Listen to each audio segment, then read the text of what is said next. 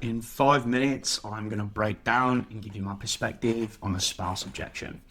I'm a fan of doing this by video. There's a lot of AI fatigue out there. People just pumping in prompts into the various AIs that they've got and trying to give out advice in terms of how to do this. And they all miss a big portion of how to actually approach spouse objection.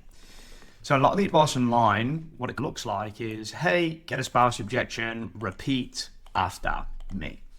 It looks something like this. When a client says I need to talk to my spouse, no problem. Completely respect that. Can only be one of three things: budget, coverage, trust. Okay.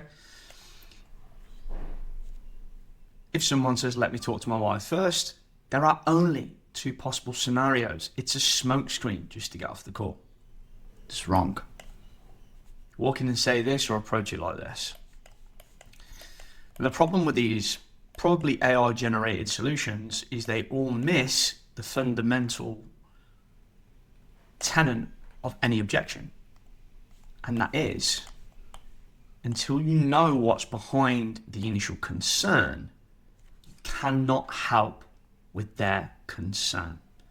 So if you've been on a sales training or you've got a sales coach and they're not able to articulate these things, you are leaving money on the table. Because one of the things that you need to be able to do, first step, diagnose what you're actually dealing with. Is it a smokescreen? Is it logistical? Or is it fear? Now you can use advice like this on all the objections that you get for spouse, and it will work for some. How do you get 8 out of 10, 9 out of 10 in terms of closing them? This will probably get you 5 out of 10, 4 out of 10. And the way that you do that is you need to have, first of all, the awareness that spouse objection is 3-dimensional at least.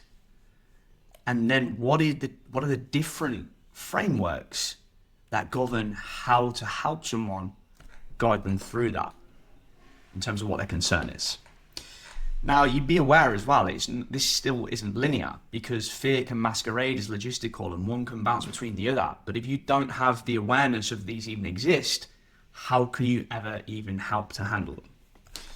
Now, at the Work Anywhere project, one of the things that we do by industry is we have a complete objection handling guide.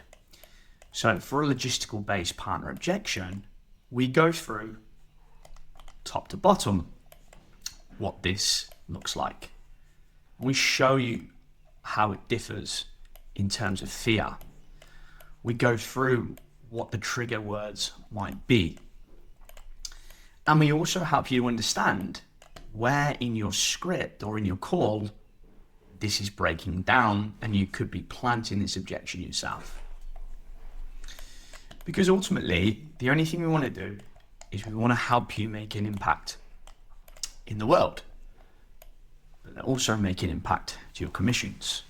And what is the impact? Well, if you currently do 20 deals per month at $1,000 per deal commission, and 6 deals, you maybe get the spouse objection, 3 you closed, 3 you didn't. Because every spouse objection, you actually use the same linear approach, the same words, the same thing time and time again. This is the biggest question that you need to ask. How many deals per month do you lose to spouse? That's A. How much is your commission? That's B. And how many months have you actually been doing it this way? That's C. Plug all that in, get your calculator out on your iPhone, or your Samsung, whatever you use. Plug those numbers in. That is the money you're leaving on the table if you're not aware of how to approach spouse objections in the multi-dimensional way. Now here's the thing. If you continue down this path and C is going to be so future C,